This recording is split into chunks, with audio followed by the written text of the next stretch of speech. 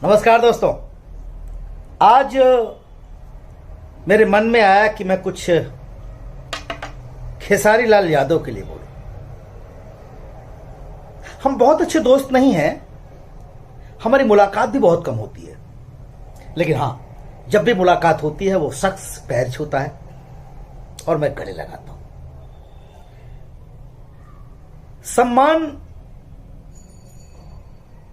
हमारे दिनेश यादव निरहुआ सब सम्मान करते होंगे, लेकिन सम्मान में जो सबसे पराकाष्ठा है, किसी का भी हाथ जोड़ लेना, प्रणाम कर लेना, निरहुआ जी हुए, खेसारी जी हुए, ऐसे तो अब सम्मान भी जब अगला आदमी सम्मान देगा, जो जैसा सम्मान देता है वैसा सम्मान पाता है। अभी तो चिंटू है, गोलू है, ये बच्चे कहीं भी मिलते हैं किसी के सामने भी पैर छू लेते हैं, मेरा गले लगा लेते हैं, लेकिन अब जरूरी थोड़ी सबका पैर छुए हो, ये अलग मुद्दा हो गया। लेकिन अब मैं बात यहां सिर्फ खेसारी का कर रहा हूं, तो खेसारी जब भी मुझे मिले हैं दौड़ कर आकर के पैर छुआ, भाई, भैया भैया। मुझे याद है उस शख्स के बारे में, मैंने एक बार एक गाना देखा टीवी पर, मैंने दिनेश जी को दिखाया, हमने कहा दिनेश भैया ये कौन सिंगर है, बड़ा गजब नाच रहा है। तो दिनेश जी ने कहा कि बिहार का कोई सिंगर है भैया, इसका नंबर निकालिए। तो अपनी किसी फिल्म में, हम लोग औलाद फिल्म या कुछ हो प्लान कर रहे थे, तो उसमें इस लड़के से ना हम लोग एक गेस्ट अपीयरेंस सॉन्ग करवाएं। किसको पता था कि जिस लड़के के बारे में हम लोग ये सोच रहे हैं कि वो लड़का गेस्ट अपीयरेंस करे, वो आगे चल करके क्या कर जाएगा। तभी मुझे पता चला कि नहीं, हाँ, मनोज तिवारी जी के यहां उनके बंगले पर मैं बैठा था, तभी विकास वीरप्पन के साथ खेसारी जी आए और मुझे देखते, अरे भैया प्रणाम, आप लोग तो भोजपुरी के धरोहर बानी, ये वो। मैंने कहा यार ये लड़का तो बड़ा हैंडसम लग रहा है, चैन वैन पहने हुए स्टाइल में। बोले भैया मैं जो है एक्टिंग में कोशिश कर रहा हूं। वहां मुलाकात हुई और उस मुलाकात के बाद आलोक जी ने साइन किया और आलोक जी ने उन्हें अपनी फिल्म साजन चले ससुराल, साजन चले ससुराल का जब मैंने पोस्टर देखा और ट्रेलर देखा, तो मैंने रवि दुबे, जो दीपू एक सिंगर है, वो मेरा छोटा भाई है, वो खेसारी जी के अच्छे दोस्त है, मैंने उनसे नंबर मांगा। मैंने कहा कि मुझे खेसारी का नंबर दीजिए, मुझे बात करना है। मैंने खेसारी को फोन किया, मैंने कहा बॉस मैं मनोज टाइगर बोल रहा हूं। हाँ भैया प्रणाम। मैंने कहा यार बड़ा बेहतर फ्यूचर है आपका, कमाल का जो है आप परफॉर्मेंस दिए और बहुत गजब फ्यूचर है। पता है ऐसा कॉन्फिडेंस के साथ शायद ही कोई जवाब दे पाए। बंदे ने मुझे क्या जवाब दिया फोन पे, बस ऐसे आसिर बात बनाए रही, एक दिन अमिताभ बच्चन बन के दिखा दे। देखिए अमिताभ बच्चन जो भी हैं वो अलग बात है, पर कॉन्फिडेंस देखिए, हिम्मत देखिए। मैंने कहा बाप रे बाप, वो तो मेरे मन में आया कहीं लड़का ओवर कॉन्फिडेंट तो नहीं है। लेकिन खेसारी लाल यादव कहते हैं कि मेरी आवाज अच्छी नहीं है, मैं सिंगर हूं, मेरी बॉडी नहीं थी, मैंने बॉडी बनाई।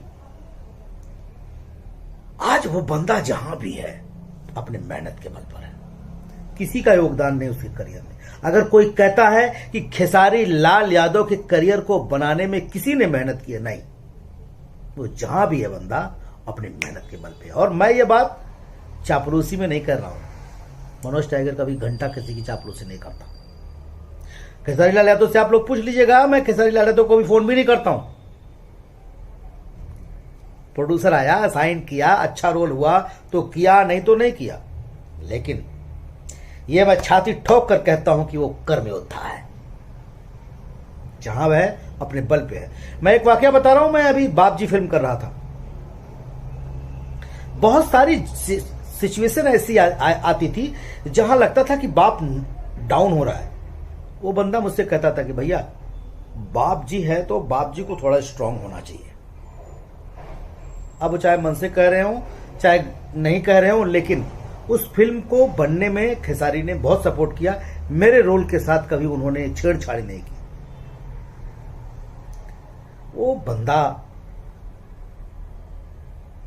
इतना, मैं एक सबसे खास बात है उस बंदे के अंदर कि बर्दाश्त करने की क्षमता की पराकाष्ठा है। जहां कई सिचुएशन ऐसी आई हैं जहां लोगों ने बदतमीजी करने की कोशिश की। एक सेट पर हम थे जहां पर कुछ लोगों ने बदतमीजी की, लेकिन इतना पेशेंस, इतना धैर्य दिया। मैंने पूछा था एक बार कि यार बिग बॉस में गए तुम, वहां जो बोलते रहे, बोला भैया वहां पे लोग चाहते थे कि मैं बदतमीज बनूं, मुझे बदतमीजी तो मेरे ब्लड में ही नहीं है, मैं बदतमीज कैसे बन सकता हूं। एक बार मैंने खेसारी लाल यादव से कहा कि भैया ये गाने वाने ब्रो जो गाते हो सब लोग, इस पर थोड़ा सुधार करिए। हाँ भैया किया जाएगा, अच्छा गाना कहा जाए। सही बात आप कह रहे हैं, नहीं एकदम सही कह रहे हैं। हम लोग बातों को सुनना और उस पर अमल करना, कम से कम सुनता तो है। मैं कभी कोई बात चिंटू को गुस्से में बोलता हूं, निरहुआ जी को गुस्से में बोलता हूं, गोलू को गुस्से में बोलता हूं। ये हमारे स्टार ऐसे हैं। मेरा छोटा भाई निरहुआ, मैं तो मेरे छोटा भाई है, गोलू मेरा बच्चा है, चिंटू बच्चा है। पर ना ये लोगों के अंदर वो पेशेंस है। ये लोग ना किसी चीज को सार्थकता सुनते हैं। उनको पता है कि ये मनोज टाइगर जो है दिल से कुछ नहीं बोलता। बुरा लगा बोला।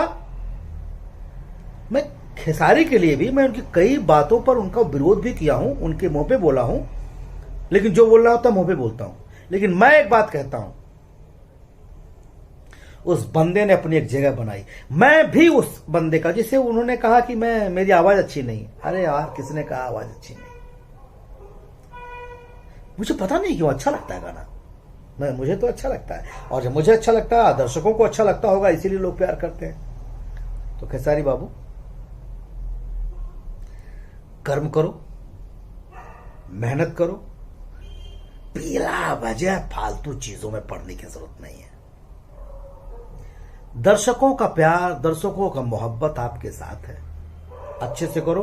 और हां, आपने कहा ना भोजपुरी ने आपको बहुत कुछ दिया, और आपने कहा मदन राय, गोपाल राय, विष्णु ओझा, शारदा सिन्हा दीदी, अपने भरत शर्मा जी, भिखारी ठाकुर, महेंद्र मिसिर, कल्पना जी, मनोज तिवारी भैया। मुझे बहुत अच्छा लगा आपने मनोज तिवारी जी का नाम लिया। मैंने तो भोजपुरी का गाना, मैं तो भोजपुरिया हूं नहीं, मैंने शुरू किया मनोज तिवारी के गानों से सुनना। इसमें दो राय नहीं कि पवन की आवाज में खुदा की आवाज है। मैं बहुत बड़ा फैन हूं आवाज का। खैर उसमें नहीं जाना है।